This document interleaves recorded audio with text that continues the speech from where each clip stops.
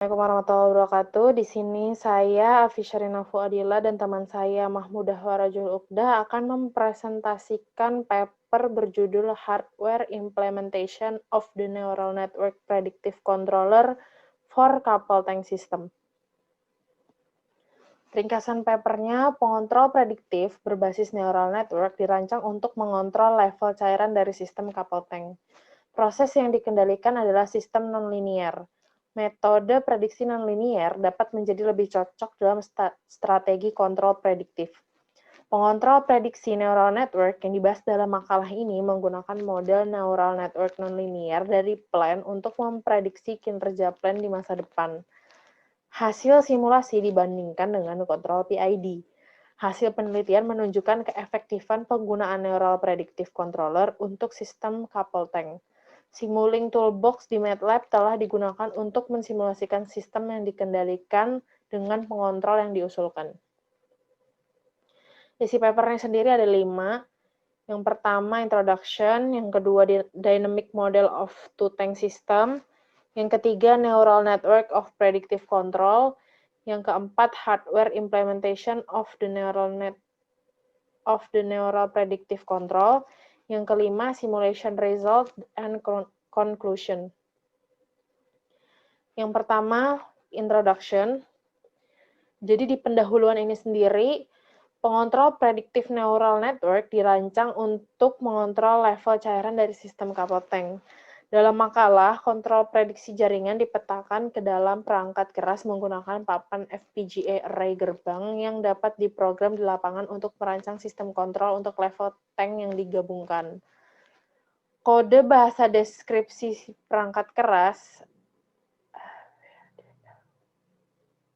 atau biasa disebut VHDL, sirkuit integrasi berkecepatan sangat tinggi, telah digunakan untuk menjelaskan pengoperasian NNPC. Untuk membandingkan tanggapan desain FPGA dengan desain Simulink, M-file akan digunakan untuk memplot data yang dikumpulkan dari program model SIM dan data lain yang dikumpulkan dari desain Simulink. Bab kedua, Dynamic Model of the Two-Tank System. Model dinamis dari sistem two-tank. Sistem tangki berpasangan ditunjukkan pada gambar di bawah, terdiri dari 2 tank penampung identik yang digabungkan dengan sebuah orifice. Jadi ada 2 tank yang digabungkan dengan orifice. Input disuplai oleh variabel pompa berkecepatan yang memasok cairan ke tangki pertama. Lubang memungkinkan cairan mengalir ke tangki kedua dengan reservoir. Tujuan adalah mengatur laju aliran masuk atau QT dengan memompa cairan ke tangki pertama, sehingga mendorong naik cairan di tangki kedua. Diasumsikan bahwa tekanan balik yang diciptakan oleh tangki kedua itu tidak mempengaruhi laju aliran pompa secara signifikan. Sistem tangki kembar yang terhubung tadi adalah sistem dinamik nonlinear, dan persamaannya itu bisa dilihat pada PPT berikut. Ada 2 persamaan untuk tangki 1 dan tangki 2. Di mana H1 adalah level di tangki pertama, H2-nya adalah level di tangki kedua, Q1 adalah laju aliran dari tangki pertama ke tangki kedua, Q2-nya adalah laju aliran dari tangki kedua ke reservoir, Q adalah laju aliran masuk, G adalah konstanta gravitasi, A adalah luas penampang tangki pertama dan tangki kedua, A2 adalah luas penampang lubang outlet, A12 adalah luas atau A12 adalah luas melintang dari lubang berpasangan.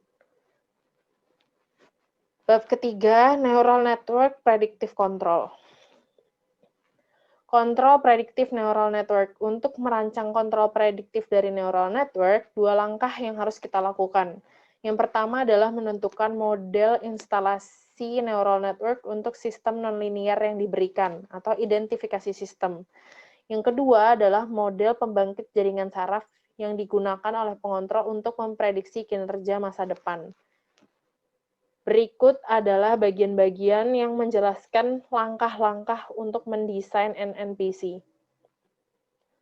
Yang tadi identifikasi sistem, yaitu sebelum neural network tiruan diselidiki untuk diidentifikasi, teknik linear seperti autoregresif dengan input eksogen atau ARX dan rata-rata gerak regresi otomatis dengan input eksogen atau RMAX akan diterapkan pada sistem nonlinear. Persamaannya bisa dilihat pada PPT. Dan berikut adalah gambar dari Simulink untuk identifikasi sistem nonlinear. Kemudian, untuk kontrol prediktif, jadi tujuan dari strategi kontrol prediktif itu menggunakan prediktor saraf, dan tujuannya itu ada dua. Yaitu yang pertama untuk memperkirakan keluaran masa depan dari pembangkit listrik. Yang kedua, untuk minimalkan fungsi biaya berdasarkan error antara keluaran yang diprediksi dari proses dan lintasan referensi.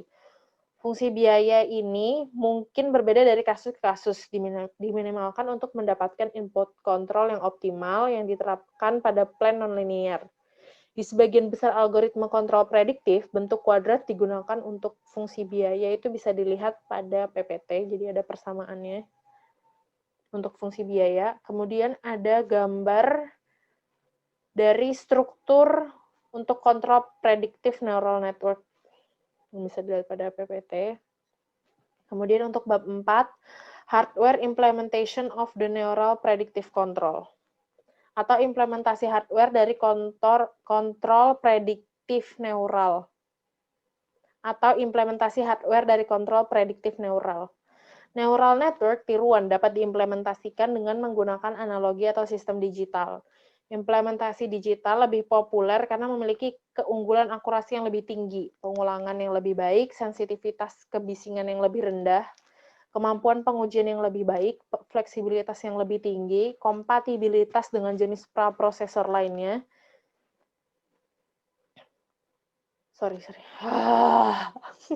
Ulang-ulang.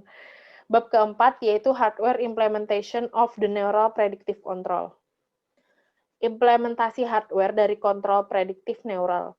Neural network tiruan dapat diimplementasikan dengan menggunakan analogi atau digital. Implementasi digital lebih populer karena keunggulan akurasinya yang lebih tinggi, terus pengulangan yang lebih baik, sensitivitas kebisingan yang lebih rendah, kemampuan pengujian yang lebih baik, fleksibilitasnya yang lebih tinggi juga, dan kompatibilitas dengan jenis praprosesor lainnya. Dua metode implementasi dapat digunakan untuk mengimplementasikan NNPC. Yang pertama, implementasi FPGA. Yang kedua adalah implementasi DSP. FPGA adalah perangkat keras yang sesuai untuk implementasi jaringan saraf karena mempertahankan arsitektur paralel neuron dalam satu lapisan dan menawarkan fleksibilitas dalam konfigurasi ulang. Kemudian, pengkodean VHDL yang dikembangkan diuji menggunakan perangkat lunak Xilinx 10.1 untuk mendesain NNPC. Perangkat lunak ini mensintesis kode VHDL dan menghasilkan file konfigurasi yang digunakan untuk memprogram board FPGA. Alat perangkat lunak model SIM 6.4b digunakan untuk mensimulasikan respon keluaran dari papan FPGA atau board FPGA. NNPC yang sama dirancang dan disimulasikan menggunakan perangkat lunak MATLAB atau software MATLAB. Kemudian bab 5 membahas simulation result and conclusion yang akan dibawakan oleh penjelasan simulasinya akan dibawakan oleh teman saya Mahmudah. Berikut merupakan blok Simulink dari Neural Network Coupled Tank System. Di sini kami menggunakan blok NN Predictive Controller dan di sini ada blok Coupled Tank Systemnya yang dimana rumus-rumusnya ini kami sesuaikan yang ada di paper dan parameter-parameter nilainya juga kami sesuaikan yang ada di paper. Untuk tahap identifikasinya dimulai dengan pengambilan data input dan output pada plan atau model yang akan dikendalikan. Yang mana input dan outputnya itu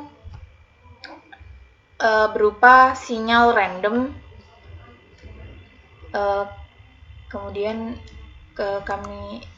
kita iris dulu datanya dan di generate training data.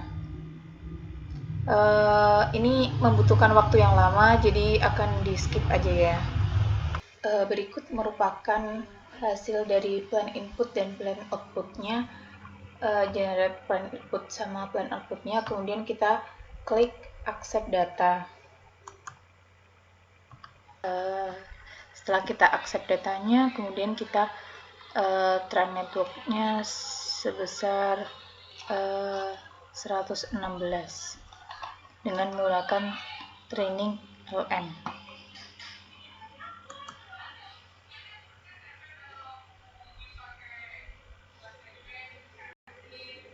Ini harus ditunggu dulu untuk memunculkan output dari neural networknya. Berikut merupakan hasil dari train networknya.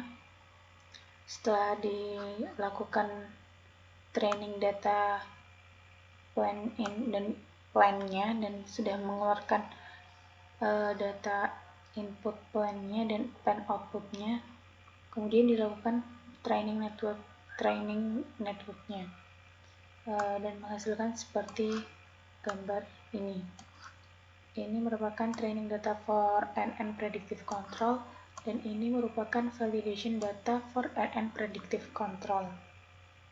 Kemudian setelah itu kami klik OK dan selanjutnya untuk men-setting